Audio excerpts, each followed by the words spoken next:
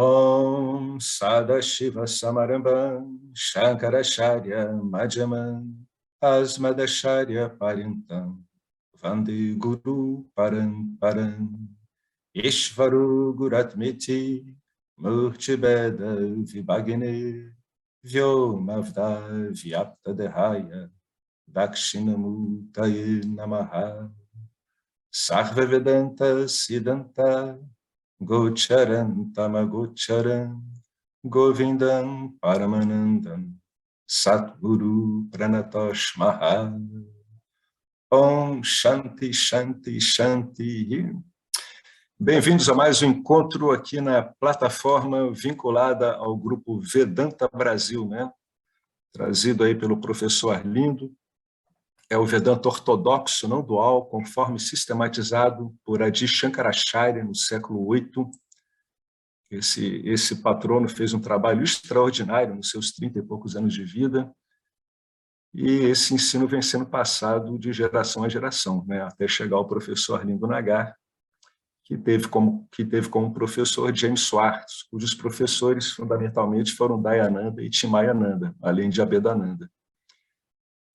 Então, com base nisso, né, é uma tradição upanishádica, que são os textos não duais mais antigos que se tem notícia no planeta, constituiu-se o que a gente chama de Vedanta ortodoxo não dual. Por que ortodoxo não dual? Porque essas escrituras védicas podem ser usadas de modo dual, como, por exemplo, no movimento para a consciência do Senhor Krishna, o pessoal chama de Hare Krishna, que enxerga aquelas escrituras de um ponto de vista dual, e aí a gente conhece pelo nome de Bhaktivedanta, né?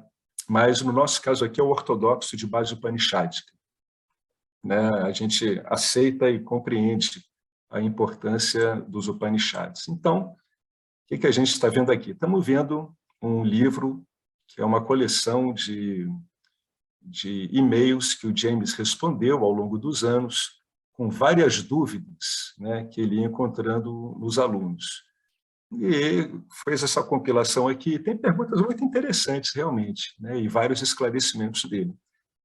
A gente está aqui no item que é o seguinte: eu tinha lido no encontro passado, e é um item que as pessoas se detêm muito, porque muitos de nós tivemos, temos ou iremos ter experiências não duais, né? Experiências.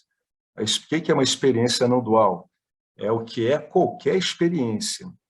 Ela não está lá em você, consciência, ela surge iluminada por você, consciência, ela dura um tempo iluminada por você, consciência, e você, consciência, vê ela terminando, tá? Pode ter uma variedade muito grande de duração, depende da pessoa, o que ela vai enxergar ali. Né? Agora, vamos ver em linhas gerais, né? Porque o Vedanta é um generalizador, ele evita entrar em especificidades, né? Justamente para as pessoas poderem ter algum proveito desse tipo de ensino. Se ele é muito particularizado, como é que eu vou ter proveito, né? Mas aí vem uma pergunta muito comum. Afinal de contas, qual é a causa das experiências não duais? Ninguém sabe, né? Como a gente não sabe quase nada na vida. Mas vamos lá, por que você tem uma experiência não dual? O James vai descrever aqui, conforme o Vedanta, o mecanismo que ocorre de modo que você tenha uma experiência não dual. Por que você tem uma experiência não dual? Porque a sua mente se tornou momentaneamente pura, ou seja, satívica.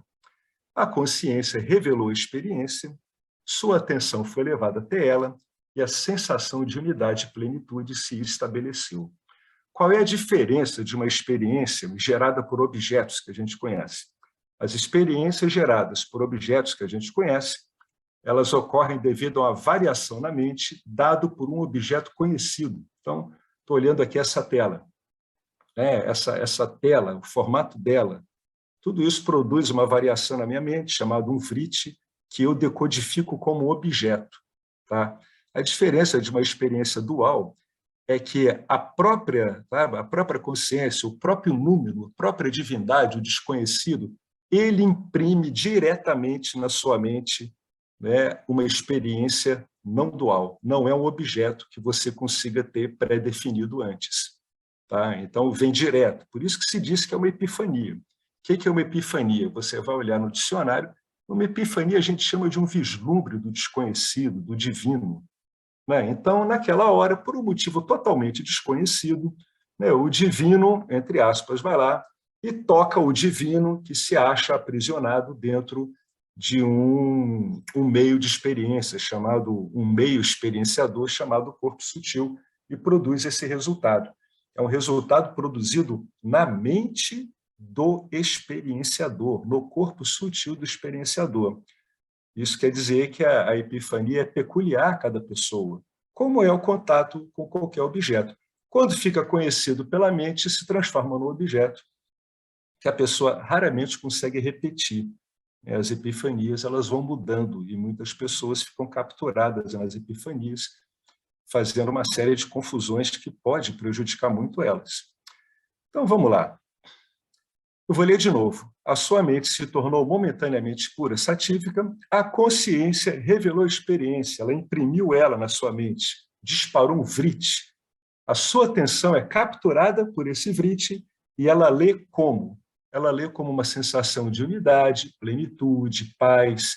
Às vezes a pessoa tem uma visão mesmo, né, como Arjuna teve diante de Krishna, lá pelo meio da instrução, no Bhagavad Gita. Aquilo também é uma epifania. Então, ele não descreveu por que acontece, né, qual é a causa última, mas ele descreveu o mecanismo conforme apresentado pelas ferramentas e pela compreensão do Vedanta. Mas o que acontece quando a agitação, né, ou seja, o guna rajas e o embotamento, o guna tamas, surgem na mente? Quando a mente se torna nebulosa, tamásica, ela não mais reflete a consciência. A gente sabe que tamas faz com que o corpo sutil absorva, né, e não reflita a consciência. Então, fica como se fosse um corpo sutil embotado, né, uma água parada, enlameada. Então, a experiência de não dualidade não tem como acontecer. Mesmo que seja, vamos brincar assim, né, disparada, uma tentativa de criar uma experiência não dual ali, naquele corpo sutil, não vai ter resposta nenhuma. Tá? Bom, ou então a mente se perturba, a mente está rajásica, e ela perde a concentração na experiência, deixando que a atenção vá para a corrente de pensamentos que invariavelmente surgem em decorrência da experiência. E a epifania termina por causa da entrada muito operante do rajas, do guna de rajas, né? Essas três forças inconscientes, sattva, rajas e tamas, controlam a mente. Tá? Até que elas estejam sob controle, a experiência não está nas mãos do experienciador. O que quer dizer até que elas estejam sob controle? Você está controlando os gunas? Não. Você está trabalhando o seu corpo sutil de modo que ele fique muito conducivo a uma guna satívica. Isso que é trabalhar a mente, isso que é controlar a mente. Você vai desenvolvendo, entre aspas, o seu meio de experiência. Você vai sativizando o seu meio de experiência. Então, quando a sua mente está bastante satívica, eu vou usar aqui o corpo sutil para a gente não confundir as funções, tá? Quando o corpo sutil está bem satívico, você passa a ter uma mente mais dócil. Por exemplo, quando o seu corpo sutil está bastante satívico, você se torna um ótimo ouvinte. Você fica muito receptivo. É uma mente dócil, uma mente sábia, né? É uma mente que sabe avaliar e medir, mas sem atropelar as coisas. Então, quer dizer que ela experimenta e depois é que ela vai avaliar a experiência, ela se entrega à experiência. Né? Se entrega, ela se abre. Algumas pessoas falam de feminilidade, né? Porque as mulheres têm uma característica de disponibilidade maior, em geral, do que os homens. Mas fica só essa analogia aí, né? Então, até que essas forças estejam sob controle, ou seja, o seu corpo sutil esteja devidamente sativizado, a experiência não está nas mãos do experienciador, ou seja, a experiência vai fugir de você e você não vai conseguir solidificar o conhecimento que essa experiência está lhe proporcionando, que em si não é epifania, né? Estritamente falando, embora a epifania seja bastante inspiradora. Além disso, ao ter uma experiência, essa experiência muda o você que você imagina que é, ou seja, muda o experienciador, né? O experienciador está sempre mudando com a experiência. Embora a gente divida as coisas, né? É o experienciador, o objeto experienciado e aquele ambiente da experimentação, ou ver, ou compreender, tudo isso é um bloco dinâmico, como é qualquer coisa no campo dármico. Então, esse experienciador, ele ou ela, né, o corpo sutil não é mais o mesmo, ele vai ser modificado pela experiência, é natural isso. Então, o James faz uma pergunta muito comum no Vedanta. Será que é razoável que uma transação, ou seja, uma relação entre um sujeito em constante transformação, que, falando especificamente, é o seu corpo sutil, e um objeto em constante transformação, a própria epifania, né, produz uma experiência permanente de felicidade? Não, não é razoável e isso não ocorre mesmo. Essa é a razão pela qual temos que criticar a ideia da iluminação experiencial. Porque iluminação é o quê? Iluminação é você saber de si.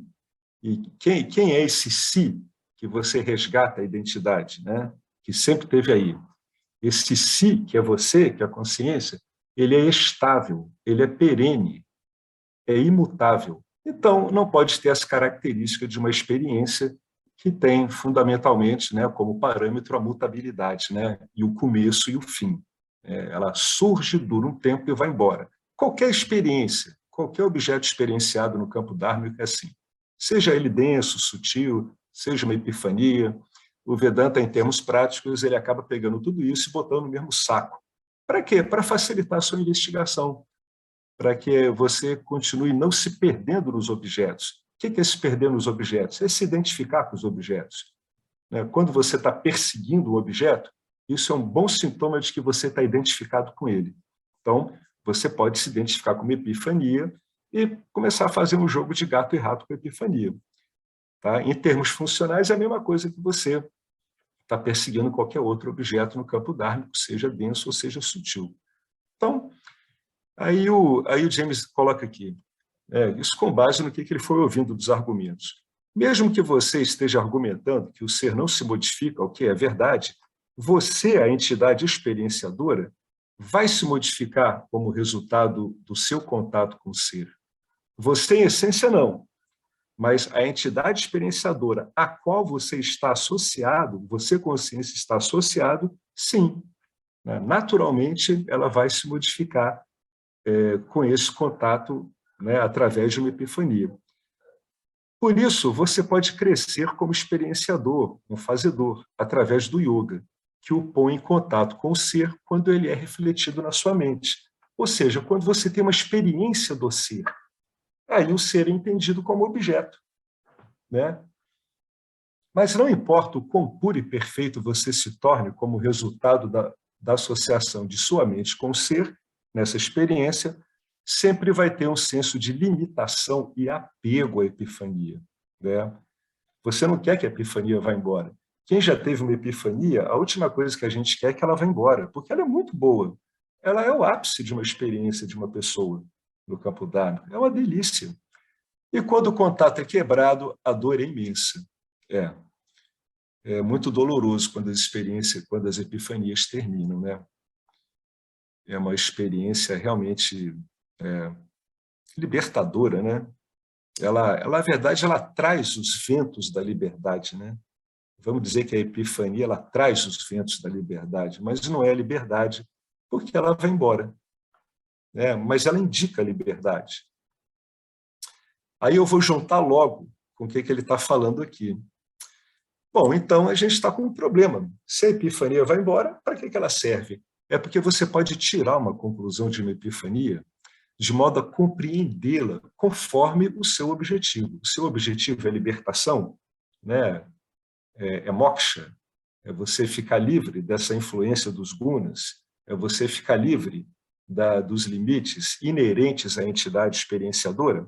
Então, necessariamente, você precisa aprender a tirar alguma conclusão que vale a pena numa epifania, porque essa conclusão vira um conhecimento e pode te apoiar e te inspirar a você continuar buscando o que você é, que não é uma epifania. Né? Você não é uma epifania, você é aquilo onde a epifania ocorre. Então, qual que seria a conclusão correta a se tirar de uma experiência não dual? Bom, a conclusão correta a se tirar de uma experiência não dual é que a realidade é não dual. Olha que bacana, já está apontando com outra coisa. E que não estou separado de nada, independentemente do que eu experiencio. Isso é o que diz a Escritura. A Escritura é apenas o conhecimento não dual, que vem da experiência não dual de centenas de milhares de pessoas através dos milênios. Conhecimento é o que deveria restar depois de você ter a experiência não dual. Ou, aliás, qualquer experiência. Se você está devidamente orientado, você vai ter um conhecimento do que você é, de verdade. Mas aí a gente precisa de uma orientação adequada. Né? Então, essas são as conclusões que a gente tira de uma epifania, né? Uma experiência não dual. O que ela vai te dizer? Ela vai te dizer, embora como experiência, de que você não está separado de nada. A experiência foi embora, então agora eu estou voltando a me sentir separado. Sim, mas a conclusão adequada é que essa epifania, essa experiência, está te apontando para uma outra coisa, que o Vedanta diz maravilhosamente que você vai encontrar na sua experiência ordinária mesmo, sem epifania nenhuma. Você vai se estabilizar nisso com o conhecimento daquilo que você é mesmo, né? Seja lá o que esteja acontecendo com você, entidade experienciadora. Por exemplo, a famosa experiência de Ramana é uma epifania típica. É o que eles hoje chamam de uma experiência de quase morte, uma EQM. O que é particularmente interessante sobre essa experiência é o que Ramana obteve dela. Olha que detalhe interessante. Ramana obteve o seguinte conhecimento imutável, o conhecimento de que ele é o ser. A experiência só durou um período curto. Aquela experiência, em particular, ocorreu no estado mental chamado Savikalpa Samadhi, quando ainda tem uma relação, né, de sujeito com objeto. No Nirvikalpa Samadhi não tem isso, mas no Savikalpa Samadhi tem. Foi uma experiência do reflexo do ser em uma mente pura, ainda que pensante. O fato da mente estar pensando não impede essas experiências. Então, a mente jamais deve se dobrar sobre si mesma e tentar reprimir pensamentos no momento desse. Não, ela está bem satívica, está funcionando bem, os pensamentos que vão aparecer ali certamente têm alguma contribuição para lidar com esse conhecimento ou para aprender a lidar com essa experiência. Foi o caso de Ramana. É uma mente muito pura. Ramana nunca se interessou muito por nada na vida, ele não gostava da escola, vivia o tempo todo em sono profundo quando era adolescente. A única coisa que ele gostava era de jogar rugby, que ele era grandão, fortão e era um bom jogador de rugby. Então, nesse momento, ele teve essa experiência e ele tinha uma mente muito límpida. Ele tinha 16, 17 anos. Para crédito de Ramana, que é um gênio espiritual, ele retirou dela o conhecimento que ficou com ele para sempre. A experiência é um recipiente, né? E qual é o verdadeiro conteúdo da experiência? De qualquer uma, é o conhecimento de quem nós somos. Esse é que é o verdadeiro conteúdo de qualquer experiência. E ainda mais uma dessa, porque uma dessa ela quebra os parâmetros de identificação egóica. Mas mesmo onde há identificação egóica, esse é o verdadeiro conteúdo de toda a experiência, né? É o conhecimento de que nós somos ser. O conhecimento, o ser, é a essência do conteúdo de toda a experiência. Seja a experiência dual ou não dual, a essência de toda a experiência é a consciência. Por quê? Porque toda experiência é feita de mim, consciência. Um bom eixo para se usar nessas horas é você observar que uma experiência para você, ela, na verdade, só te alcança quando você ilumina ela, seja ela uma experiência boa ou ruim, né? E o que quer dizer isso? Quer dizer que você está conhecendo a experiência, né? Você é um conhecedor. Isso é uma característica da consciência, né? Ela conhece. Alguns autores preferem nem usar consciência, eles dizem que você é esse conhecer, porque dizer que você é esse conhecer é um modo muito impessoal de se referir a você. Você é esse conhecer. Onde há conhecimento, está lá esse conhecer que é você. Ou está lá essa consciência que é você. Está lá o ser que é você. Ser indicando a existência. Porque a gente não consegue separar a existência do ser e nem vice-versa, em relação à consciência. Né? Veja com você, né? Você sabe que você existe. Então, você está sabendo uma característica que é a de existir. Né? Então, o que é? É uma consciência ciente de sua existência ou uma existência ciente de que existe. A gente diz que são dois lados de uma mesma moeda, mas sempre anda junto. Esse sat e o chit, né, do Vedanta, sempre andam juntos. Existência e saber de si. Existência e saber de si. Né? Existência e saber de si como iluminando tudo que está ocorrendo com você. Por isso que Jesus dizia, vós sois a luz do mundo. Ele não dizia que cada um de nós é uma lamparina do mundo. Atenção, ele era claro, ele era explícito. Jesus era um não dualista hardcore. Ele ia em cheio, ele dizia, vós sois a luz do mundo. É textual, é para entender o que ele está dizendo de modo textual mesmo. Vós sois a luz do mundo, tudo no mundo é iluminado por vocês. É isso que ele está querendo dizer. Né? Alguém quer comentar alguma coisa sobre isso que a gente falou? Sobre a questão, né? Qual é a causa da experiência dual? Que aí tem esse mecanismo que o James falou aqui. Agora, a causa, no fundo, ninguém sabe. A gente sabe de condições propícias, que é essa ativização da mente.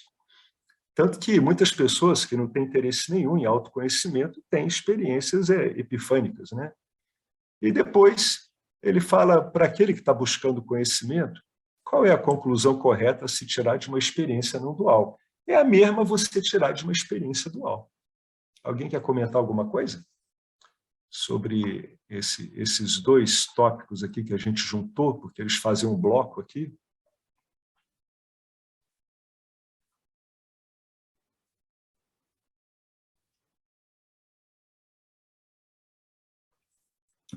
Um, dois, três, quatro, cinco. Continuando.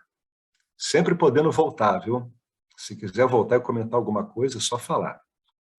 Toda experiência ocorre na consciência. A experiência não acontece fora de você. É engraçado, né? Às vezes a pessoa lê isso aqui, como eu li há uns 6 anos atrás, 7, e você passa chutado por isso. Você não devia fazer o que eu fiz, e muitos de nós aqui fazem, né? E que eu ainda faço, que é passar chutado por uma frase tão simples e tão importante.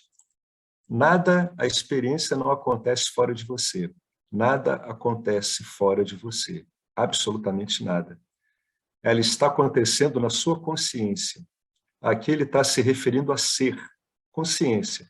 Quando ele diz a sua consciência, ele está querendo dizer a consciência, o único eu, o ser. Ela está acontecendo na sua consciência. Por que sua? Porque ela é íntima. Ela é você mesmo. Até usar sua aqui está errado. Tá? Ela está acontecendo na sua consciência. E você é a consciência. Portanto, a essência, o conteúdo de toda experiência é você. Qualquer experiência. Experiência dual, não dual, não importa. Ramana extraiu esse conhecimento e se tornou livre. Não como Ramana, a menos que o nome Ramana se refira ao ser, o que não é o caso, mas como a consciência que ele sempre foi, antes de ter a experiência. Tá? Então ele se tornou livre. Como o quê? Ele se tornou livre porque ele ficou ciente da verdadeira natureza dele como a consciência, que ele sempre foi antes de ter aquela experiência. Por isso que se diz que é um segredo a céu aberto. Não tem nada de segredo, né? Quem remove esse segredo é o desejo ardente do Jiva por liberdade, né? Porque ele é um segredo, entre aspas, muito bem exposto, na verdade. Ele está exposto em qualquer experiência.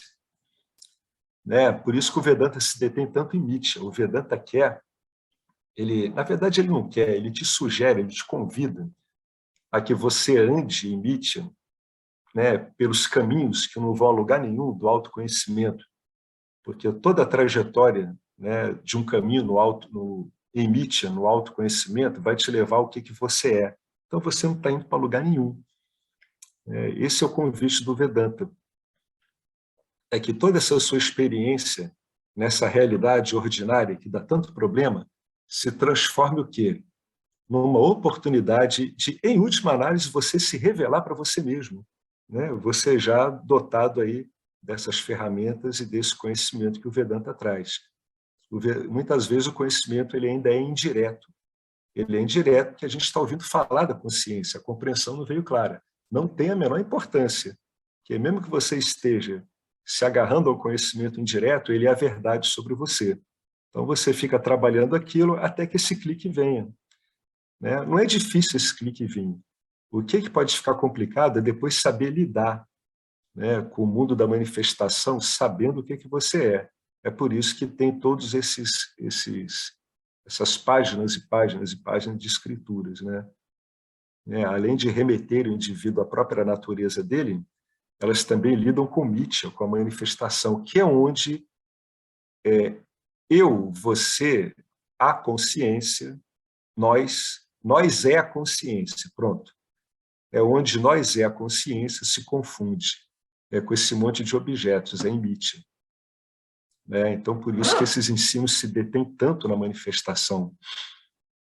As pessoas experienciadoras, né, aquelas que são de um modo vinculadas aí, né, estão vinculadas à experiência, elas não acreditam nisso.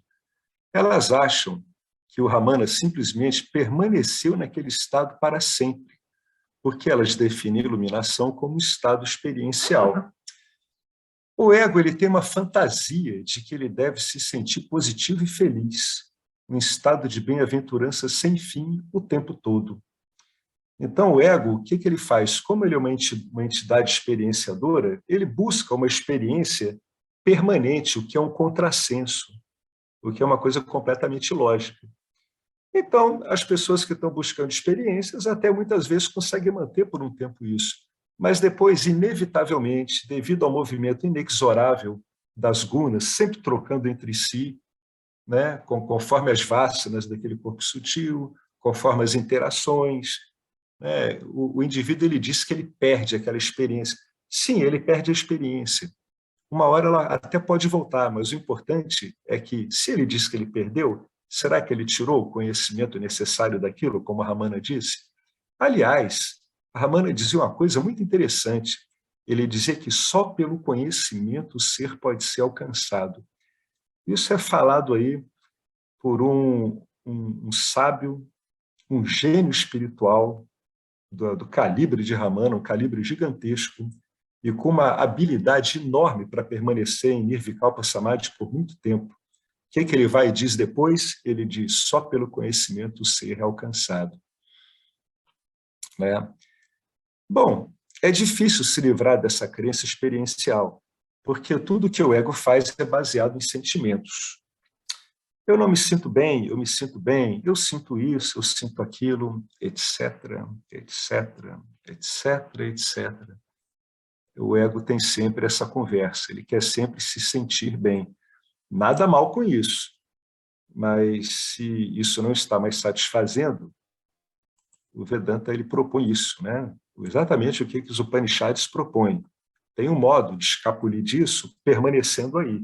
É engraçado, né? Você escapole disso permanecendo aí, e é através do conhecimento. Então, o conhecimento, né, o modo como ele vai sendo ministrado, vai permitindo a você usar vários recursos, inclusive experienciais, para você firmar esse conhecimento. Ou até mesmo aproveitar uma epifania e, como Ramana, conseguir agarrar aí o conhecimento. Aí eu faço uma outra associação com Jesus. Né? O que ele dizia? Viva nesse mundo, viva nele, como se não fosse dele. Viva no mundo dual, mas, né, sabendo que esse mundo dual ele é meramente um golpe de projeção. né? Ele é um golpe dado por adjuntos enganadores, que se chamam de upadis, eu não sei a pronúncia, né? O engano é do upad. O corpo sutil é um upad, em cima da consciência. É por isso que a pessoa vai se ver como um jiva. Só que ele é um upad que ele tem uma coisa muito bacana. Ele é um upad que ele pode ser formatado, ele pode ser lapidado, mexido, calibrado, de modo que ele fique viável à revelação do que ele é em última instância, né? Ele é a mente, né? É uma ferramenta e a luz que ilumina ela é a verdadeira luz do mundo. Essa que é a revelação. Se o jiva para no ponto onde ele acaba vendo que ele é um robô repetindo coisas, ele pode ficar meio chateado. Mas é claro que o ensino não para aí. Vem aquela pergunta, quem é que sabe que você é um robô? Né? Quem é que tomou ciência de que você é um robô? Então, você sempre tem milhões de artifícios para driblar essas conclusões errôneas e você ficar, entre aspas, no lugar adequado. Tá? Então, sempre que tem uma coisa ligada, eu quero isso, eu quero me sentir bem, eu não quero saber de problemas, tudo, pode ter certeza que é o condicionamento, né? São vásculas vinculativas que estão operando através da pessoa. O conhecimento, naturalmente, ele não é afetado por isso. Né? Por isso que você vê Jesus, conheceis a verdade vos libertará. Nisargadatta Maharaj, compreensão é tudo. Ramana Maharishi, só pelo conhecimento o ser é alcançado. E por aí afora. São vários e vários e vários, todos falando a mesma coisa. Qual é o significado da experiência na não-dualidade? Qual é o significado da experiência na não-dualidade? Alguém quer comentar alguma coisa sobre isso que a gente acabou de ler? Toda experiência ocorre na consciência? Qualquer experiência pode servir para isso aqui. Isso é um hábito, a pessoa fica cavando isso. Ela vai insistindo, insistindo, insistindo. A pessoa não insistiu para se tornar condicionada? Quando a gente era criança, a gente não achava estranho as coisas que os adultos falavam, o que eles concluíam? Né? Então, a gente teve que fazer um esforço danado. É por isso que a gente ficou com um monte de recalques. Né? Todo adulto ele traz essas marcas de um condicionamento forçado. Então, do mesmo jeito, insistindo, você vai entrar em contato com uma experiência até que a primeira coisa que você veja nela é se conhecer, que é você. Sem você, essa experiência não lhe diz respeito. Nada, ela não tem ciência nenhuma a parte de você. Nenhuma. Nenhuma, nenhuma, nenhuma. Então, de novo, tá? Eu vou continuando. Sempre que alguém quiser parar, para onde tiver que a gente volta para o ponto adequado e ver se consegue esclarecer alguma dúvida. Ou se alguém quiser falar alguma coisa, as contribuições são muito bem-vindas. Bom, qual é o significado da experiência na não-dualidade? Bom, se eu tenho uma experiência mística, uma epifania não dual, é pouco provável que eu vá pensar sobre o seu significado enquanto essa experiência se desdobra. Em geral, a experiência é meio avassaladora para o discernimento da pessoa. É como se ela fosse apanhada de surpresa. Em geral, as epifanias ocorrem de surpresa mesmo. O ego fica completamente atônito, né? Ele some porque é toda a alegria que ele gostaria de ter e o discernimento, que a gente trataria aqui como ego, como intelecto, ele fica meio inoperante no momento desse. É muito difícil você ter um corpo sutil onde o intelecto esteja operando bem numa epifania. Ramana é um desses, por isso que é um gênio. É um gênio porque teve uma epifania daquela e a capacidade discriminativa do intelecto dele estava perfeita, a ponto dele extrair um conhecimento dali. Então, é pouco provável que você consiga pensar sobre uma epifania enquanto ela está se desdobrando. A maior parte das pessoas vai querer curtir a epifania e vai começar a ter medo de que ela passe, como é qualquer coisa bacana que a gente experiencia na vida. A experiência em si será tão estranha, tão bem-vinda e emocionante, que eu vou simplesmente entrar nela e curtir. Eu vou curtir. Aí o James falando, no meu caso, aconteceu inesperadamente. Eu estava apenas andando até o correio com muitas coisas mundanas em minha mente. Ele estava indo a um posto do correio, né? E a causa se mostrou desconhecida para mim. Se eu usar LSD e minha mente ficar impressionada, ficar, né, doidona com aquilo, a causa é óbvia, né? Eu estou com a mente fora de eixo, né? Ela está enxergando um outro aspecto da manifestação, né? Uma outra frequência. A causa é óbvia, né? Eu tomei uma química. Mas as experiências não duais, como fundir tudo em amor, surgem sem serem solicitadas. Elas só podem ser atribuídas à graça de Deus.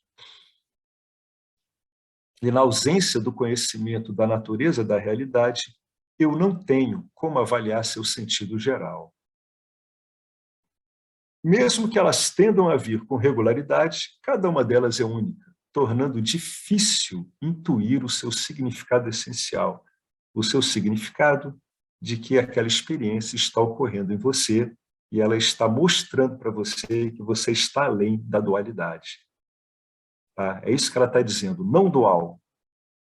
Está se referindo ao código que o Jiva usa geralmente. Ele é dual. Eu estou aqui, a experiência está lá. Eu estou aqui, o mundo está lá. Não, essa experiência vai mostrar que o que está acontecendo em você mostra que existe não dualidade. Né? Mas será que a pessoa sai com conhecimento dessa? Provavelmente não, por causa do andar acachapante de uma experiência não dual. Né? Ela é demais para o Jiva. Lembra que o Arjuna ficou completamente atônito com a experiência que ele teve diante de Krishna. Ele ficou tão fora que ele pediu para voltar.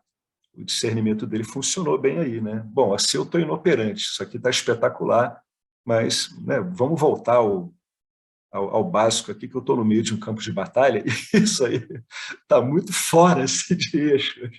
Eu já vi o que é você, mas aqui vamos voltar para o normal. Né? A experiência, geralmente, precisa se repetir de novo e de novo perante uma mente investigadora. Olha que ele já disse que é perante uma mente investigadora, antes que seus segredos sejam revelados. Isso quer dizer que uma pessoa pode passar anos da vida dela tendo epifanias, e se ela não tiver uma mente investigadora, que ela tenha naturalmente, ou que tenha sido treinada a investigar, vai passar em brancas nuvens aquilo, em termos de conhecimento. Né? As epifanias podem temporariamente me motivar a mudar, né? A mudar a minha entidade experienciadora, o que pode não ser necessariamente desejável, por mais estranho que pareça. Ou elas podem me fazer pensar que eu sou excepcional, talvez iluminado. Olha o perigo. Aí começa o perigo.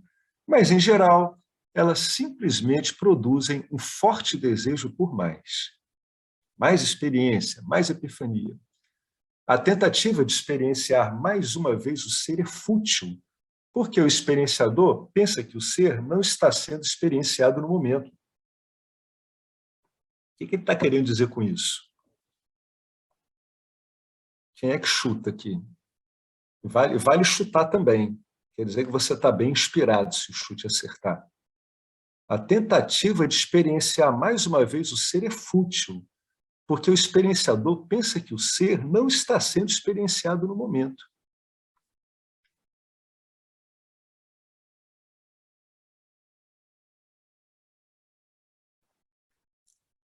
Qual é a pergunta, Alex? A pergunta é o seguinte, o que ele está querendo dizer aqui? A tentativa de experienciar mais uma vez o ser é fútil, porque o experienciador, esse que quer experienciar, ele pensa que o ser não está sendo experienciado no momento. Ele está identificado com o complexo corpo e mente, com o Jiva, né? Exatamente, exatamente. Isso é um sintoma de que o ser, a consciência, está identificado com o meio experienciador, o É o Jiva. Upadi, né? Que é o adjunto limitante. Ele está fazendo a sobreposição em cima do ser. Exatamente. E aí ele se É uma boa identifica com explicação. isso. Bom, É isso aí mesmo. Perfeito, Marcelo. Ainda explicou tecnicamente. Né? O indivíduo está o quê? Ele está identificado. Se ele não tivesse identificado, ele não estaria procurando experienciar o ser, porque ele saberia que ele é o ser, e o ser é auto-experienciante o tempo todo. É por isso que você diz, o ser é aquele que vive numa autoexperiência ininterrupta. Por que é uma autoexperiência ininterrupta? Porque o fundamental é que tudo que é experiência é o ser. Né? É o centro de toda experiência, é o ser. Eu estou me autoexperienciando como ser o tempo todo. Isso também pode ser olhado através de um outro ângulo, como o Papagé, que dizia, a gente já comentou várias vezes, nada nunca aconteceu, porque se eu estou me experienciando o tempo todo e não há nada além de mim, não dá para dizer que existe uma experiência no sentido lato do termo. Aquilo que vem, dura um tempo e termina. Não, é o tempo todo. Alguns outros livros, eles dão um nome para isso. Há uma única experiência não localizada e sem pontos discretos, ou seja, sem essas pequenas historinhas que o Giva cria, né? Eu apanhei essa luminária, eu estou aqui falando. Né? No fundo, essas experiências são apenas cortes que o Giva está dando, numa experiência contínua, né? Não discreta, não pontual. Há um único grande experienciar, é um outro modo de falar também. É o que o Marcelo disse. O indivíduo ele não repara nisso porque ele está vinculado, né, pelo UPADI, ele não sabe que ele está limitado. Pelo UPADI, ele não está investigativo. Né? É por isso que ele está querendo experienciar o ser. Ele está querendo ir atrás do ser como objeto, quando, na verdade, o objeto, né, que ele está querendo ir atrás é ele mesmo. Mas, ironicamente, o ser está presente quando eu quero experienciá-lo, pois existe anteriormente ao experienciador. Olha que bacana isso. Não anteriormente ao experienciador no tempo. Nesse caso, né, ele não estaria presente. Né? A gente estaria fazendo uma suposição aqui. Mas ele é anterior em termos de compreensão. Está sempre aí. Né? É anterior em termos de compreensão. Quando ocorre a compreensão, é que aquele, né, que está com essa compreensão, que ocorreu essa compreensão, é que aí ele se dá conta de que sempre foi assim e não tinha como ser diferente. Sempre foi assim o tempo todo. O ser está presente e aparentemente escondido. Por isso que tem o Vedanta. Né? O Vedanta ele vai trabalhar nesse aparentemente escondido. É uma ignorância aparente. O Vedanta só tem como existir em função de uma ignorância aparente. Né? Só faz sentido diante da ignorância. É um meio, né, de conhecimento. São recursos que você tem para facilitar o conhecimento, fazer com que ele baixe em você com mais facilidade. Né? E todo Vedanta ele é muito conducivo a isso. Ele é todo voltado para isso. Ele está voltado para nós, consciência. Para nós, consciência, enquanto associados a um upadi, a um corpo sutil, né? A um meio experienciador, né? Numa realidade aparentemente dual. Ô, Alex, Sim, nessa conclusão aí, mas anterior em termos de compreensão, ele está presente e aparentemente escondido. Quer dizer, uma coisa é falar, tudo ocorre na consciência. A outra coisa é só há consciência. A aplicação é essa, né? Porque isso, só há consciência. esse ocorre, acontece, ele dá uma coisa da questão da anterioridade, se estava ou não estava, né? E como tudo só há consciência, só há É isso compreensão, mesmo. tudo é conhecimento, é puro conhecimento. É assim? Exatamente, exatamente. Para você ver, né, aquela A coisa que você terminologia, falou. para a gente ir É, estudando isso, que a gente fala, tudo acontece, é uma situação, né? é, Só há consciência é outra interpretação, né? é, Tudo é um ou exatamente. não há dois, é a mesma coisa. Tudo é É a uma coisa mesma só. coisa, Não há dois, não dual. não há dois. É o que você falou no encontro desses aí que a gente teve, né? A gente está sempre lidando com palavras, né? Então, temos as limitações delas. Então, a gente tem que olhar tudo isso de vários ângulos. O que são esses ângulos? são feitos de palavras, né? A gente está olhando de vários ângulos, construídos como? Através de palavras. É como você disse, né? Só há consciência. Quando eu falo que as coisas acontecem na consciência, isso é uma visão ainda muito precária, né? Se só há consciência, acontece na consciência. Seria a consciência acontecendo na consciência. Mas essas coisas são as tais coisas com que a gente está complicado, né? Então, a gente precisa usar ainda esse termo coisas para a gente conseguir delimitar a posição dessas coisas diante da realidade. É isso mesmo. Essas nuances aí que o Marcelo está levantando, elas são muito importantes, né? Quanto mais a gente se detém nessas nuances, mais o intelecto vai ficando sensível, né? Delicado, uma capacidade de detecção das coisas muito, muito, muito sutil.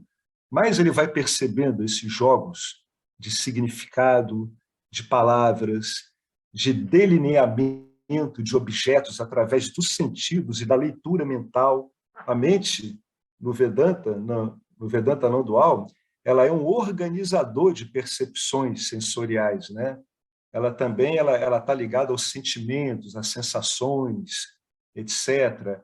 Aquilo que é capaz de enxergar esses movimentos da mente, a gente chama de buddhi, intelecto, né? Que simplesmente é um iluminador, né? Ele traz a consciência do conhecer para esses processos mentais. Até que no reconhecimento, o intelecto ele discerne, ele entende que a luz com a qual ele ilumina os movimentos da mente não é dele, é uma única luz. Isso é um outro modo de falar como é que ocorre essa compreensão. Por isso que ela ocorre no intelecto, é um discernimento final. Não, só tem uma luz. Só tem uma luz. O próprio intelecto ele tem capacidade de assimilar isso, né? Devidamente iluminado pela consciência, né? Sempre tem a consciência original iluminando. E o intelecto é capaz de fazer essa virada, vamos botar assim entre aspas. Tá? A gente está decompondo a mente aqui nessas três funções. É o ego, que é o que a gente poderia chamar, né, das nossas pegadas de personalidade, nas nossas relações com o mundo, né, e aquele responsável, quando não está devidamente encaixado, né, nesse conjunto todo, é aquele que se arroga a si a condição de ser um fazedor e usufrutador, a mente, que é esse integrador de impressões sensoriais, emoções, sensações, e Buddhi, o intelecto, esse que bem adequado, etc., ele pode jogar luz em cima desses processos que estão ocorrendo todo na mente. Né? Até que, finalmente, ele compreende que essa luz com a qual ele está iluminando tudo isso não é dele, né? É a única luz do mundo. É uma luz única. Tá? Por isso que o Marcelo falou aí, ele disse, mas é anteriormente ao experienciador quando? Em termos de compreensão. Porque o experienciador, ele mesmo é consciência. O corpo sutil é consciência. Todos os processos que ocorrem em mídia são a própria consciência. Então, a gente tem que saber olhar isso através de vários ângulos. Aonde tiver as suas camadas, né, de criação, de pensamento, de sobreposições, o Vedanta vai lá e intercepta eles. O tempo todo, está sempre interceptando essas camadas. Ah, mas e se for assim? O Vedanta vai lá e te acompanha nessa projeção, ele te mostra a relatividade disso, vai te mostrar que isso é uma projeção. Então, tem esses vários ângulos. É uma realidade una, ela é não dual, né? A consciência estava lá antes do experienciador? Claro que não. Em compreensão, sim, mas na verdade não, porque só tem consciência, né? Esse é o final, né? Mitya se resolve em Satya. Como é que são os enunciados de Adi Shankaracharya? O mundo é irreal, só Brahman é real. O mundo é Brahman. É outro modo de falar isso, né? O mundo é irreal, só Brahman é real. O mundo é Brahman. Tá? A gente fala numa linguagem técnica do Vedanta assim, Mitya se resolve em Sati, né? Tudo se resolve em Brahman, é tudo consciência. aí vem aquela coisa, é tudo você. Tudo você. Com o mundo manifesto ou não, com o mundo manifesto apenas potencialmente, não importa. É tudo só consciência, tudo se resolve na consciência. Alguém quer comentar alguma coisa sobre esse tópico aqui, que ele é bem capcioso? Muito legal, Marcelo, ter levantado essa bola, que aí deu para a gente se deter nele.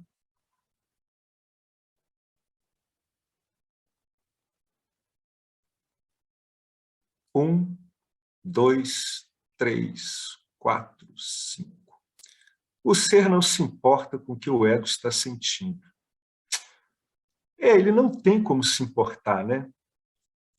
Não é um ato volitivo do ser, porque o ser ele não se mexe, né? Ele não atua. Para ocorrer a atuação que não é dele, ele que tem que estar animando esses sistemas que atuam. Giva, planeta, sistema respiratório, excretor, barquinho, cobra, moléculazinhas de água, e vai por aí afora. Tá? Sentimento significa experienciar. Mas se você é o ser, não importa o que o ego está sentindo. Né? O ego sente a sua revelia. O que move esses sistemas todos? São os gunas. São os gunas. O sistema de Mitya, ele trabalha autonomamente. As forças dos gunas é que regem esse funcionamento e a estruturação do universo. Ao mesmo tempo, funcionam como os tijolinhos que compõem o universo nos seus vários níveis, né? Do mais sutil até o mais denso, e também em termos funcionais. Se o ego se sente bem, que bom. Se ele se sente mal, que bom também. Né? É assim mesmo. Né? O Vedanta vai te ensinando a ter essa mente aparentemente paradoxal. Ela não é paradoxal. Né? Nós sempre fomos assim. Só que agora isso está ficando claro para a gente. O ego se sente mal? Tá, é assim mesmo. Ele se sente bem? Que legal, é assim mesmo. É bom. Né? Não quer dizer que o próprio ego ao qual você vai estar associado não vai tentar melhorar a condição dele, tudo bem. Ele só não pode tentar transformar a condição dele no objetivo último. Né? Você sabe muito bem que a entidade experienciadora está na realidade aparente, que está sujeita aos 3 fatores inconscientes que governam a experiência, sattva, rajas e tamas. E você não se incomoda. Ou, pelo menos, isso não te tira do eixo. Você não fica exultante quando a experiência é boa, embora você curta a experiência. E não fica deprimido quando ela é ruim, né? Porque você é a consciência. Portanto, se você tirar a conclusão correta de uma experiência não dual, ela é ótima. Mas se chegar à conclusão errada, então essa experiência, naquele momento, ela não está sendo boa. Isso mostra que a experiência se deve à interpretação que você dá ao que acontece, e não ao que de fato acontece. Porque o que é o tal que de fato acontece é inerte, não tem senciência. Quem está dando cores, valores, perfumes e texturas a tudo isso é você mesmo. Né? Então, por isso que o Vedanta te ajuda a interpretar adequadamente as coisas. É uma grande vantagem que o Vedanta tem. E ele faz o seguinte, ele diz, não acredite no que eu estou falando. Você pode botar aqui fé no que eu estou dizendo, mas você tem que investigar. Né? Quando a gente diz para o indivíduo ter fé nas escrituras, observa que é sempre falado com uma condição. Você mantém a confiança nas escrituras até que na sua investigação diária você assine embaixo das escrituras, você diga, pô, é isso mesmo. É isso mesmo que eu estou vendo, é exatamente o que está aqui na escritura. Então você mantém aquele foco ali na escritura e vai investigando, até que o resultado da sua investigação te conduza à própria conclusão que a escritura estava lá te mostrando, né, desde o começo. Só que você tem que ver isso por você mesmo. Né? É isso. Isso aqui é simples, né? a entidade experienciadora se incomoda, é normal, mas não sai do eixo. Não sai do eixo, o eixo fica sempre esse. Né? Ela fica exultante, fica legal. Tá, mas isso aí passa. Não é o fundamental. Para quem está estabelecido no ser, isso não é fundamental. Embora o Jiva, assim, ele se torna um grande experienciador, né? Porque ele não fica mais brigando com as experiências. Ele fica mais disponível para elas, porque ele está disponível para ele mesmo. Esse é o fundamento, esse é o valor do conhecimento. Não importa o que está acontecendo, o conhecimento é o mesmo. Né? Você afirmar que você é consciência diante de uma experiência é um recurso muito válido. A gente chama de afirmar o contrário. O Vedanta diz que quando você ainda não está claro que você é a consciência, fundamentalmente a consciência, e você passa por uma experiência desestabilizadora, boa ou ruim, você pode contrapor a isso uma fé na escritura, dizer, ora, eu sou a consciência. Eu sou a consciência. Eu não flutuo desse jeito. Quem está flutuando é a entidade experienciadora.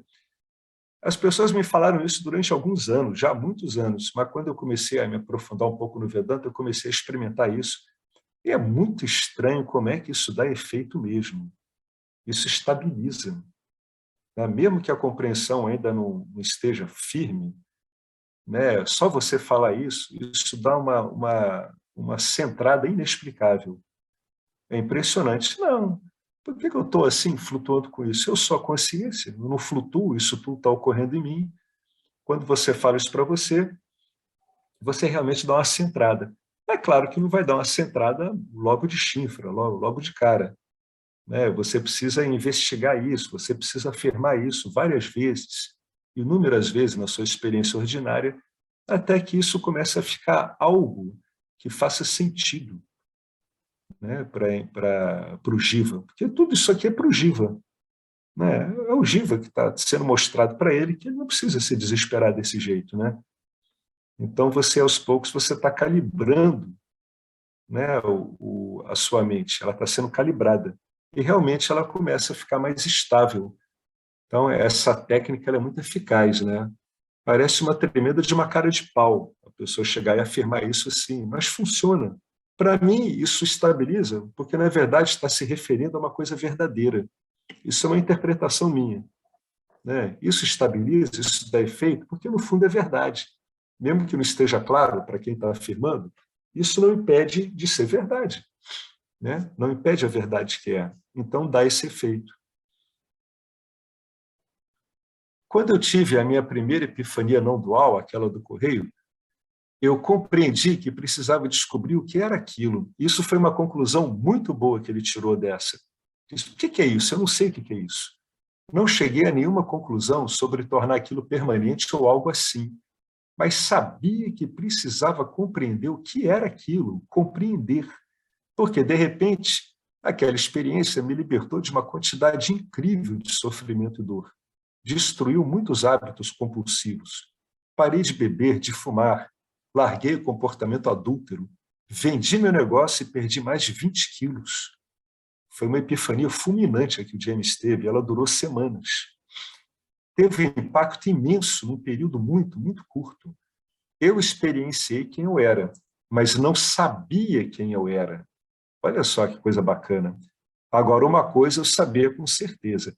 Eu precisava descobrir o que era aquilo, que, né, depois ele viu, era eu mesmo que descobri quem ele era. Essa, sim, é uma interpretação correta. Isso é uma interpretação correta. Eu preciso descobrir o que é isso. Né? Repara como não teve para ele o impacto de ficar buscando aquela experiência repetidamente. Ele ficou fascinado em compreendê-la. Aí a gente também tem que dar um crédito, né, ao James, né? Provavelmente o Vedanta vai dizer que vem de outras vidas, onde o que ligou nele, a luzinha ali, foi a vontade de compreensão, não foi de experienciar. Né? Foi um fascínio por aquela experiência transformadora e veio aquilo, né? O que é isso, afinal de contas? Quando a pessoa pergunta o que é isso, afinal de contas, ela está acionando uma função de compreensão.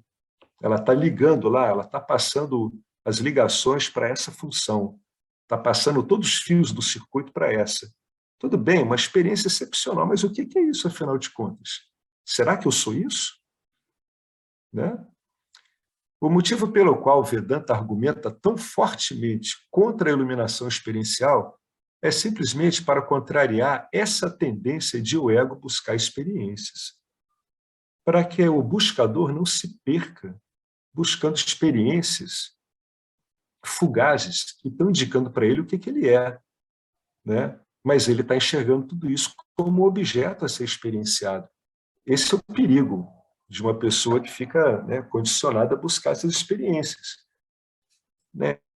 Isso pode ser muito doloroso. Né? Isso eu já vi acontecer com muitas pessoas. Né? E é difícil lidar com gente assim, né? Porque a pessoa ela teve uma coisa tão espetacular que ela fica querendo viver aquilo de novo. Então, é interessante conversar com essas pessoas para que elas transformem a vontade de experienciar aquilo que elas já tiveram ou que elas estão tendo numa vontade de conhecer a si, de conhecer o que é isso. O que é isso que está me sendo mostrado aqui? Né? Eu quero compreender. A menos que a pessoa supere essa ideia de experiência, vai permanecer longe da iluminação, porque a experiência, porque a iluminação para essa pessoa vai ser o quê? Vai ser uma experiência discreta. Ela nunca vai entender que a iluminação é uma experiência única, sem partes, é um grande experienciar, a gente pode dizer isso. Ela nunca vai entender isso, porque ela vai estar indo atrás sempre de uma experiência pontual. Tá? Então, é perigoso e é delicado. Tem pessoas que podem ficar muito mal quando uma epifania dessa vai embora. Né? Bem, tem casos drásticos, aí até de suicídio mesmo. Depende da pessoa. Né? Eu ouvi falar de um desse aqui no Brasil, e uma vez eu vi um vídeo do Rupert Spira, que é um apontador direto, que às vezes eu falo aqui que eu gosto muito dele, e ele soube que uma pessoa assim, né, que era até um professor mesmo, tinha se matado. Né? Então, pode ter seus riscos. É claro que é uma coisa extrema, né? Mas pode confundir demais o buscador e, dependendo do modo como ele interpreta aquilo, ele pode ficar bastante desesperado quando ele não tem uma experiência dessa. Ele pode virar um caçador de experiências e dedicar toda a vida dele a isso. Alguém quer comentar alguma coisa? Vocês entendem quando diz que o ser não se importa com o que o ego está sentindo? Não é que ele despreze o ego, não é isso. O ego é o ser também. É porque o que é, o que se é imutável, né? É estável. Né? Então, realmente, no fundo, não tem como ser perturbado por nada em Mitya. Né? É por isso que o Vedanta ele usa um modelo que, inicialmente, depois ele vai parecer contraditório.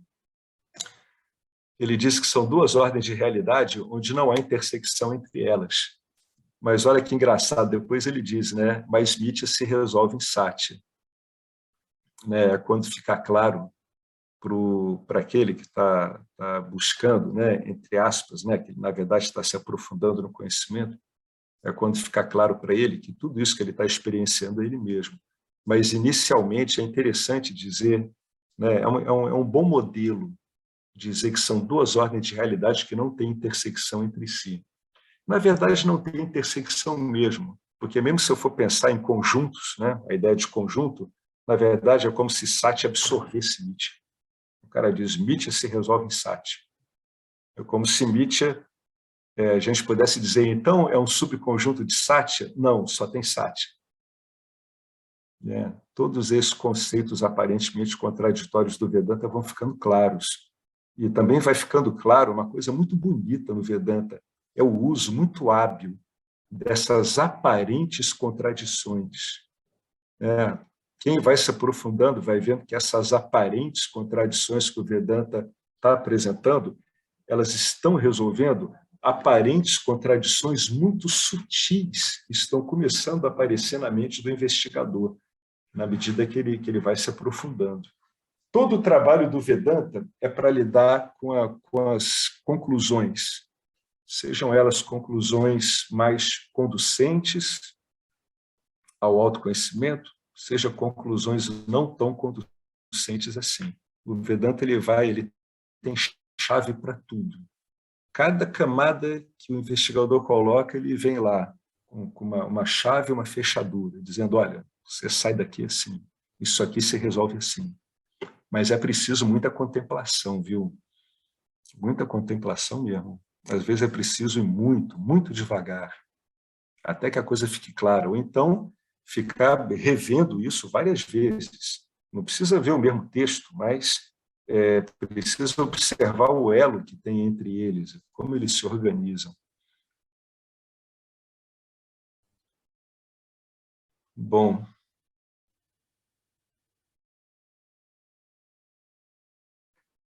aí ele vai falar uma coisa interessante também, né? Pois é, vamos supor uma hipótese aqui. Afinal de contas, para que serve tudo isso, né? Nós buscamos experiências para eliminar o senso de limitação. Então, vamos lá. Você está aqui assistindo esses encontros de Vedanta, você acompanha lá o professor Arlindo, falando sobre o Bhagavad Gita, conforme comentado pelo Swami Paramarthananda. E aí você vai vivendo a sua vida ordinária e, volta e meia, você cai, né, cai nessa função básica do ego, que é uma função de buscar experiências. Normal esses deslizes. Aí, como é que eu faço com isso, então?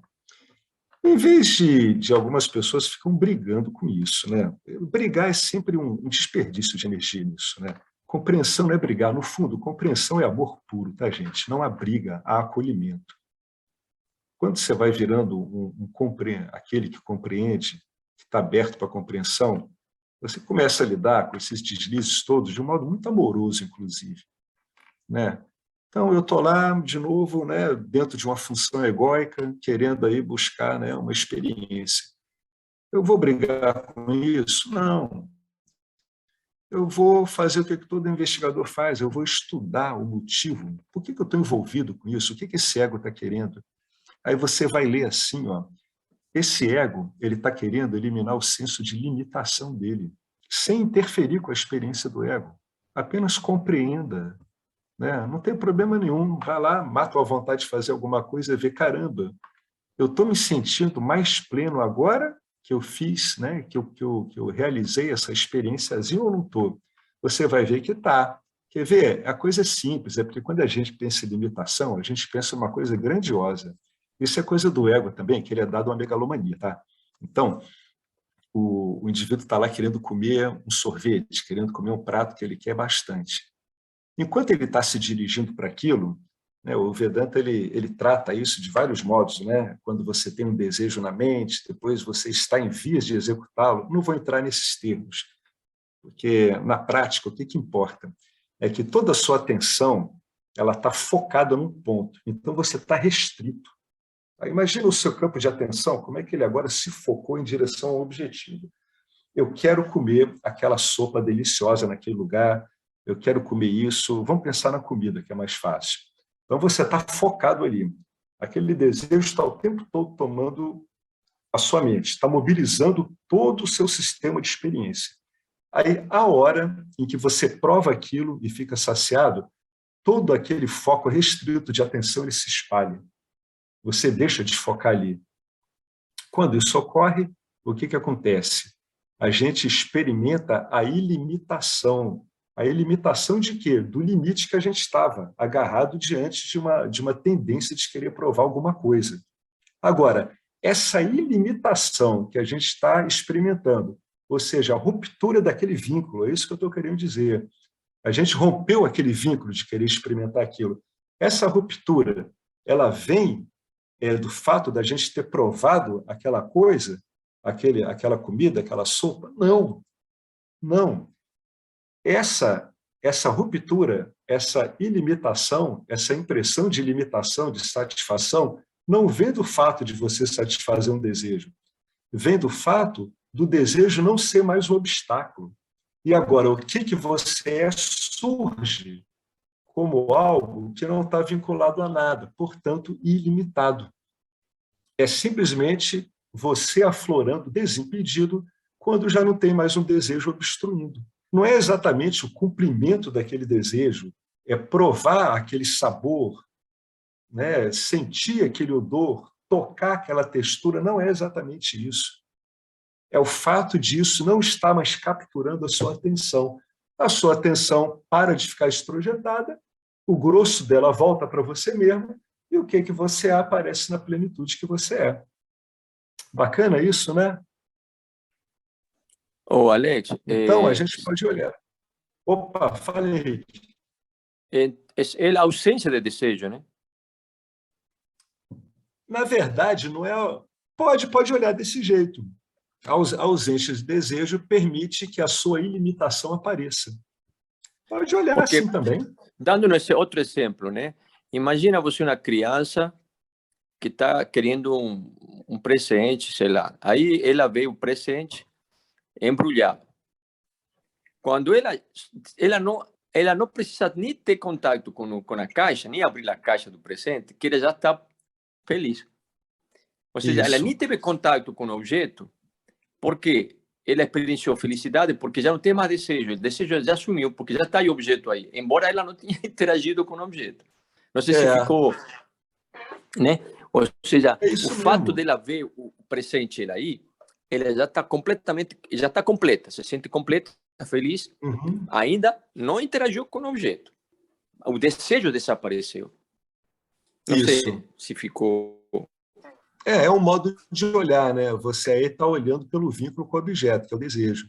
Mas, na verdade, a satisfação ocorre não é porque o desejo foi embora, né? A satisfação ocorre porque o que você aparece na sua plenitude.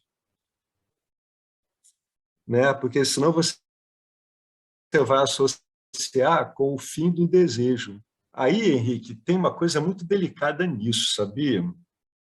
A pessoa achar que suprimindo os desejos dela, é claro que não é o que você está falando, mas as pessoas podem interpretar assim. Elas interpretaram de modo errôneo o que Buda disse. Não é uma questão de você suprimir desejos, né, para que você se sinta satisfeito, não é isso. É compreender qual é o papel do desejo nisso.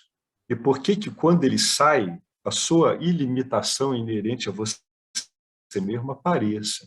Né? Não é o que você falou, né? mas às vezes pode dar essa margem. Né? Então, a gente tem que suprimir os desejos. Então, muitas pessoas vão para um ashram, não é porque querem investigar e contemplar escrituras, não, elas querem estar no local onde elas não sejam tentadas por desejos. Isso pode funcionar por um período de tempo, mas depois toda a carga de vássanas da pessoa ali, se não for trabalhada, vai voltar a atuar nela. Esse jogo de desejo que você falou aí, né? O Vedanta ele tem, né? Eu não sei o que significa cada palavrinha daquela. É moda, a moda e priya. É né? priya, Eu não me moda lembro. e pra moda. Priya, Moda e pra moda, né? Isso. Você lembra o que são O priya essas palavrinhas? é o inicial, né? Você tem aquele exemplo, acho que o James mesmo dá, que você passa vendo uma vitrine um doce gostoso, né? E aí esse é o priya, tá? Você começa a desejar. Esse é o Aí, priya. é o priya. Aí você entra, pede o doce, paga o doce, aí estaria já nessa segunda fase, fala, eu vou acabar consumando, né? Satisfazendo esse desejo. Seria o modo. E aí, quando você Seria o moda. come isso, quando você come o doce, seria o para moda, porque você tem aquele repastelamento, né? E também é uma coisa, combinar no relacionamento, você está paquerando uma pessoa, e aí você combina de sair, aí você se arruma, ela aceita, aí é o moda, entendeu? E aí você consegue sair com a pessoa, efetivamente. Aí é o para moda.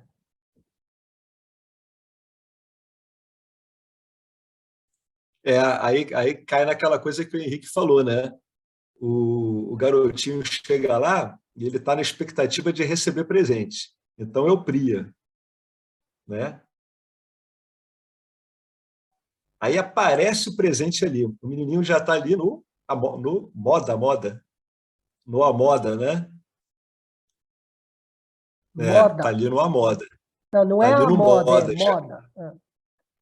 Ele está na moda. Ele está em vias de. Aí ele já tem uma satisfação muito grande, né? Até ele abrir o presente e esgotar, né? Aquele desejo ali. E aí aparece aquela satisfação. Agora, uma coisa engraçada aí com esse senso de limitação é que isso aí o investigador pode ver por ele mesmo. O senso de limitação ele vai ser sempre parecido em toda a experiência. Quer dizer, o de ilimitação. Uma vez que o desejo ele tenha saído da frente, o senso de ilimitação, uma vez que o desejo tenha saído da frente, ele vai ser sempre parecido. Isso foi uma das descobertas mais curiosas que eu fiz até hoje. Ou seja, é uma satisfação parecida, uma experiência com a outra. No fundo, aquilo ali te dá um vritezinho mental muito parecido.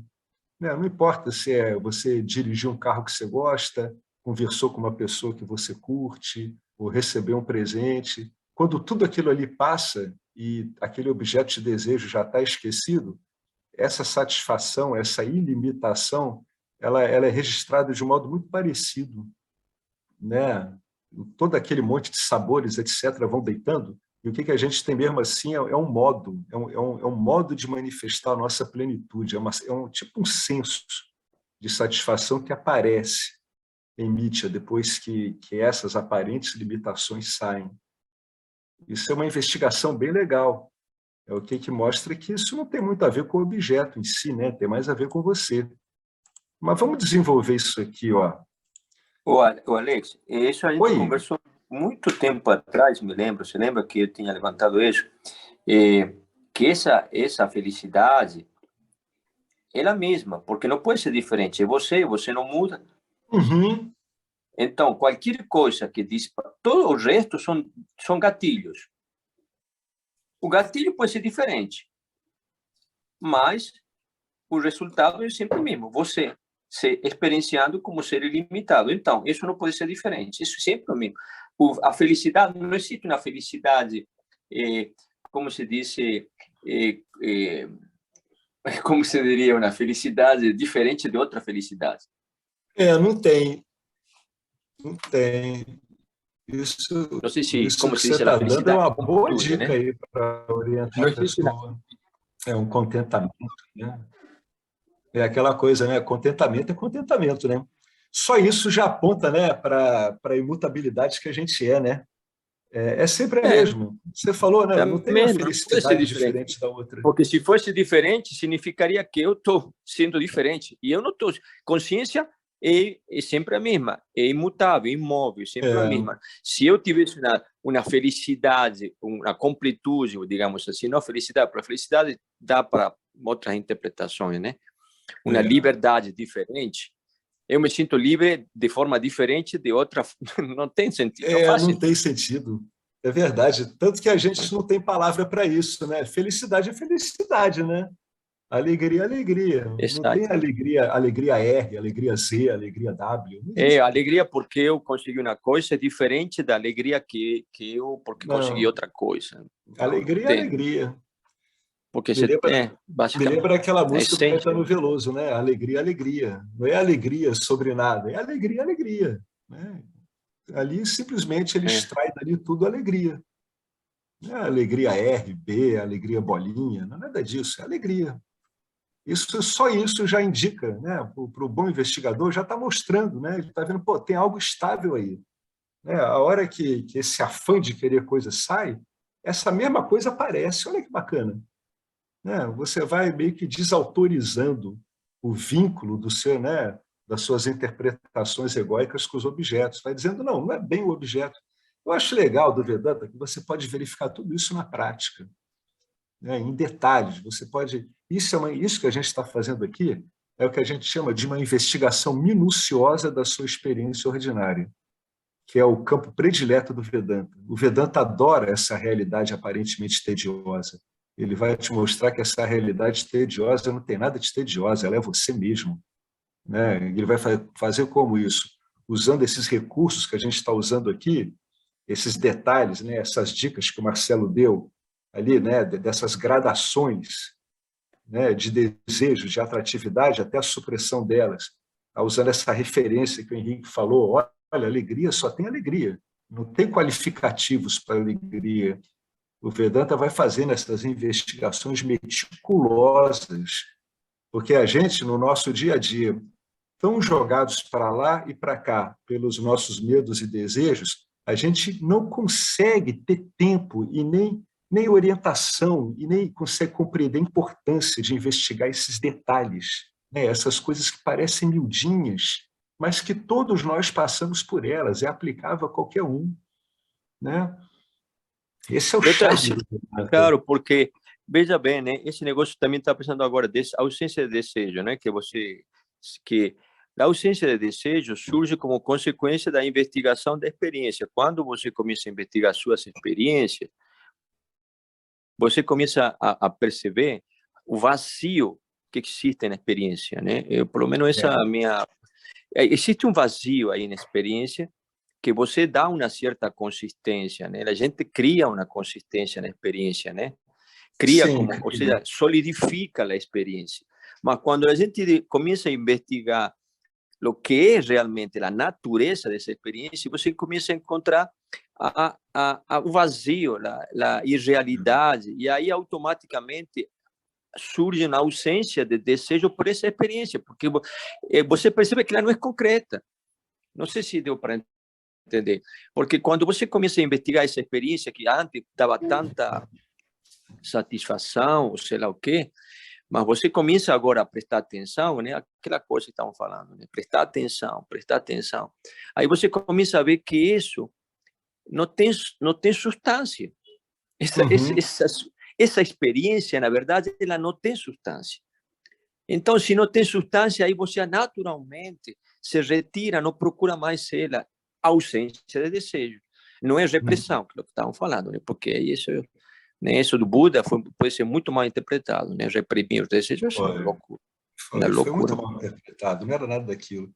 Até porque uma das características mais interessantes que um investigador pode ter é um desejo ardente pela verdade, né? Pela libertação. Sim. Então, na medida em que ele abandona esses desejos que estão vinculados a objetos, ele, né, do mundo mundano, ele concentra o desejo todo no conhecimento. Então, isso potencializa muito toda a vida dele, né, e os resultados que ele vai obter também. Todo mundo sabe a importância de uma atenção unifocada, né? Todo mundo sabe disso. Uma atenção unifocada e persistente. A base é essa, tá? O seu foco de atenção tem que estar num objetivo só e persistente. E isso não vai impedir em nada de você lidar com o mundo manifesto. Pelo contrário, isso é incrível, vai fazer você lidar muito melhor com o mundo manifesto. Mas a atenção ela fica unifocada no que você é. Primeiro, querendo saber o que você é. Quando fica claro, ela fica estabilizada no que você é, né? Interessante esse diálogo que a gente teve aqui, hein? Interessante mesmo. É isso aí, dá para investigar de tudo que é jeito. Tudo que é jeito, tudo remete a você. É só usar as ferramentas adequadas de investigação. Elas impedem que a gente se perca na experiência, né? Como uma entidade experienciadora. É isso que o investigador deve evitar. Ele deve evitar se perder. As escrituras têm um modo assim mais tradicional, mais enfático de falar isso, né? Você deve evitar estrojetar os seus órgãos dos sentidos. Mas os seus órgãos dos sentidos estão sempre estrojetados, né? É o papel deles. O que o indivíduo deve evitar é em transformar isso no objetivo dele, né? Necessariamente experienciar o que os órgãos dos sentidos estão trazendo. Aos poucos, ele vai substituindo o interesse dele, que é por objetos, pelo interesse pelo conhecimento, né? Muito bom mesmo, viu? Muito bom mesmo. Vamos ver aqui. Então, a gente vai ler aqui o que o James falou. nós buscamos experiências para eliminar o senso de limitação, que é dado aí, né? A gente sabe por quê, né? É pelos poderes de Maia. É dado pelo poder de projeção e pelo poder de ocultação. O poder de projeção é um poder rajásico, né? Vikshepa, e o poder de ocultação, poder tamásico, a varana. Basicamente, é isso aqui que trava o Jiva nesse tipo de jogo, né? De estar sempre buscando objeto para eliminar o senso de limitação. Bom, experiência é qualquer transação entre um sujeito e um objeto ou objetos. Ou seja, experiência é relação. Objeto é qualquer coisa que não seja você. O Vedanta dando os cortes dele para você se desidentificar. Ó. É recurso de desidentificação. Há apenas um ser, com conhecimento aparente ou ignorância de quem ou do que ele é. É isso que tem. Tem um ser, só tem o ser, e naquelas situações ele está aparecendo com uma ignorância aparente. No mundo aparente, ele aparece com uma ignorância aparente com relação ao que ele é. Quando ele não sabe quem é, quando ele acha que é uma pessoa, quando ele acha que é um indivíduo com corpo, mente e ego, ele fica apanhado num estado de contínua experiência. Quem? O ser associado a isso. Fica preso ali. Isso é um modo de falar. É claro que o ser não está preso ali. Tá? Mas como é ele que anima o corpo sutil, então a gente fala, está válido fazer essa associação. Tá? Então ele fica apanhado no estado de contínua experiência, está sempre querendo experiências. Quando digo apanhado, eu quero dizer que ele aborda a vida com um senso de incompletude e separação. E geralmente ele acredita, ele tem fé que certas experiências vão apagar esse senso de limitação. Ou, aí reside o grande perigo, ou uma grande experiência, que seria uma experiência de iluminação, vai apagar esse senso limitante. Tá? Então, o James está nivelando aqui as pessoas que buscam uma iluminação experiencial com as pessoas que buscam a satisfação, né, dessa incompletude no campo dármico. No fundo, é a mesma coisa, embora a gente saiba que uma experiência, né, de iluminação, uma experiência não dual, ela é uma experiência de pico.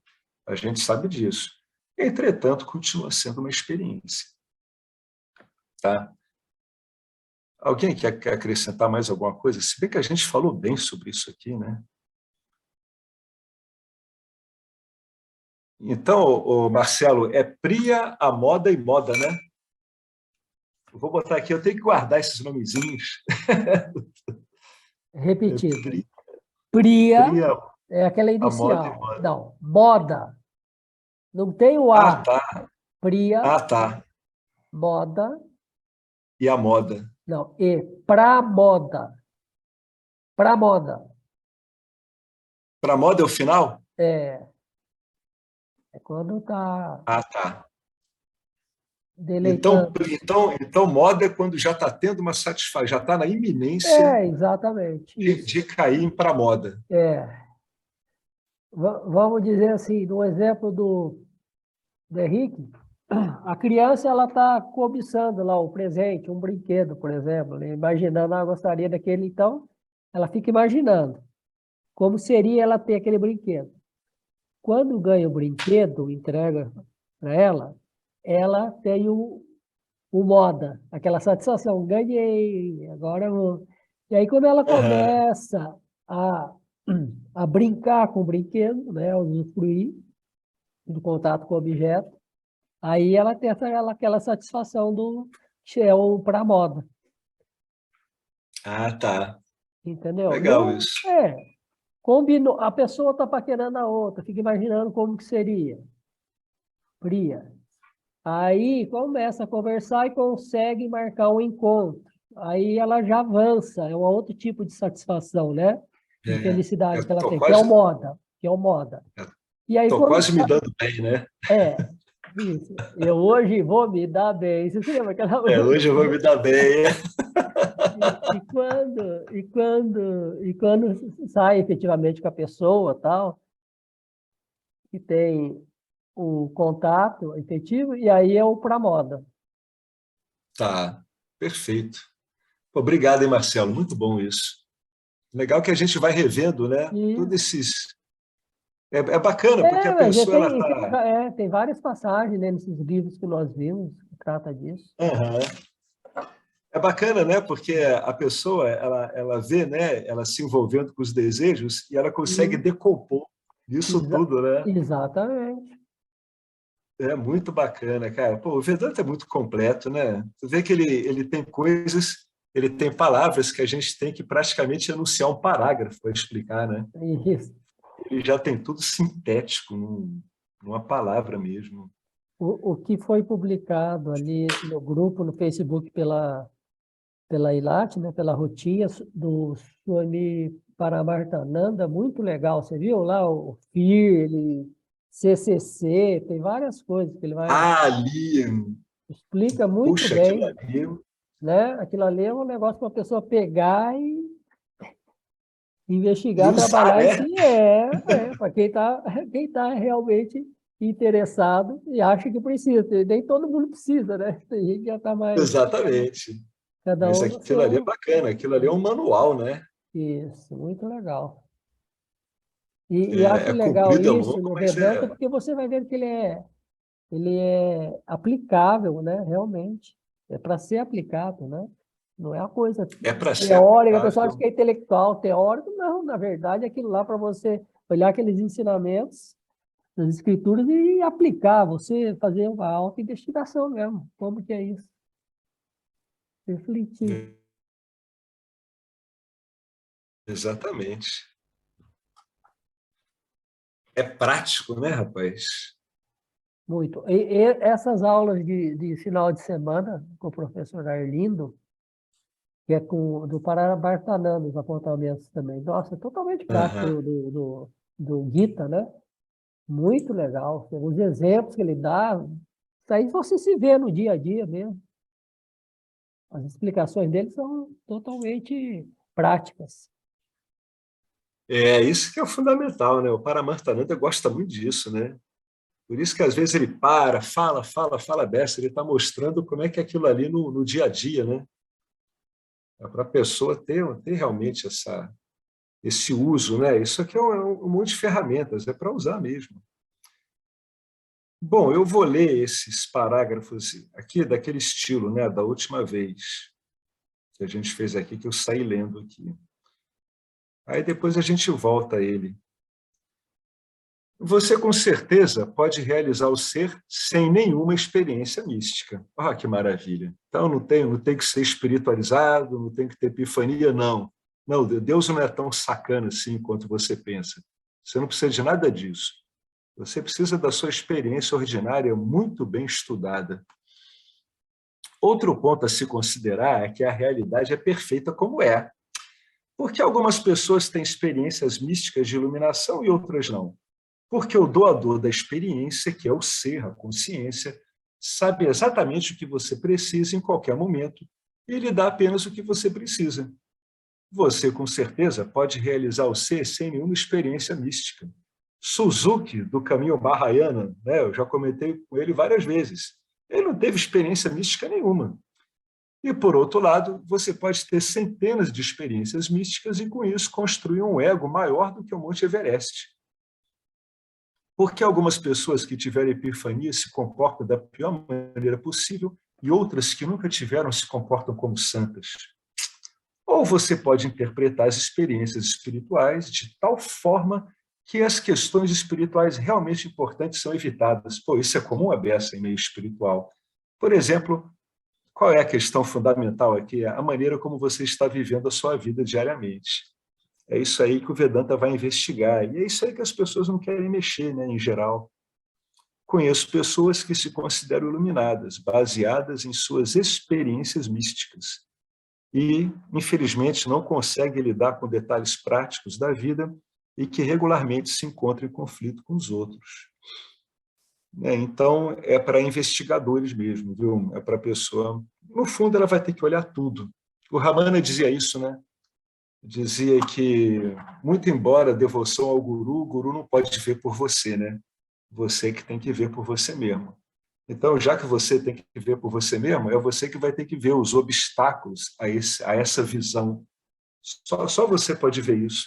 Só você e Deus, né? Ishvara. Mas Ishvara não vai entrar nisso. Pelas próprias regras dele, ele não entra. Nem que você peça, nisso ele não entra. Ele pode viabilizar situações para que você veja. Agora, não vai dizer assim, olha isso aqui, né? Porque dali a pouco você vai estar pedindo para ele tirar também. Ele não vai fazer isso. Né? Então, depende muito, realmente, desse livre-arbítrio aparente que essa entidade aparente tem em cima dos seus vínculos aparentes na manifestação aparente. Então, enquanto o mundo aparente estiver agarrando a entidade aparente, vai ter que usar esses recursos. Né? Bom, gente, eu vou parar por aqui. Agora, da outra vez eu vou ler isso aqui de novo. Sempre vale a pena ler o último. Alguém quer falar alguma coisa? Quer acrescentar alguma coisa?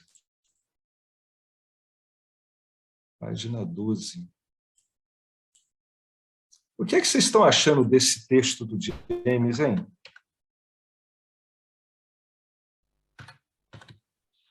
Muito bom, muito bom. Ele é um texto que facilita muito o investigador, porque ele traz uma série de perguntas que todo mundo se faz, para mostrar para a gente como é que as vássanas da gente, no fundo, elas são impessoais mesmo.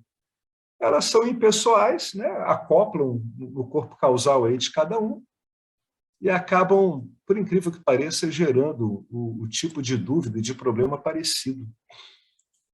Então, é isso que a gente está conversando aqui, né, o tempo todo. Como é que isso aí funciona na prática? Né? Para que serve isso tudo? Exatamente para isso. Para o indivíduo se orientar e não se perder mais. Né? Se ele já viu, ele não se perde mais. Se ele ainda não viu, o ver dele vai ser muito facilitado por isso aqui tudo. Né? Uma sativização da mente, por pura compreensão.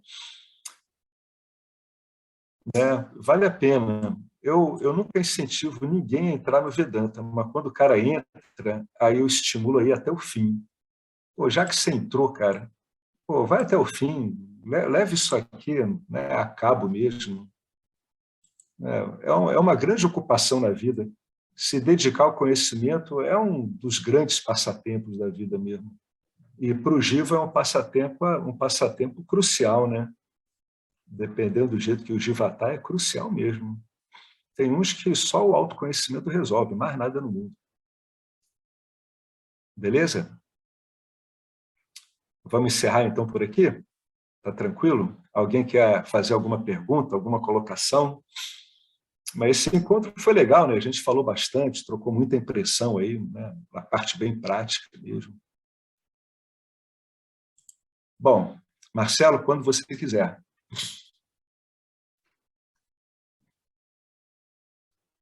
Om Purnamada Purnamidam Purna Mudachyate Purnasya Purnamadaya Purnameva Vasishate Om Shanti Shanti Shanti. Gratidão a Ishvara, gratidão ao Vedanta, a toda essa maravilhosa linhagem de professores e alunos debruçada sobre os textos não duais mais antigos do planeta, os Upanishads. Gratidão ao professor Arlindo, aos professores do professor Arlindo. E volta e meia eu lembro aqui que aqueles que quiserem doar, né, para esse trabalho, né, para manter tudo isso, está tudo explicado ali na página do Facebook. Se você doa, está ótimo. Se você não doa, está ótimo também. O conhecimento é aberto a todos, né? Aqui é a consciência, né, acoplada aí ao seu Jiva, e o Jiva apresenta os problemas de navegabilidade. Então, o Vedanta é bom para corrigir isso, né? Consertar o rumo do barquinho. Tá joia, gente? Obrigado aí por mais esse encontro. Obrigado, Leque. Tudo de bom, gente. Obrigado.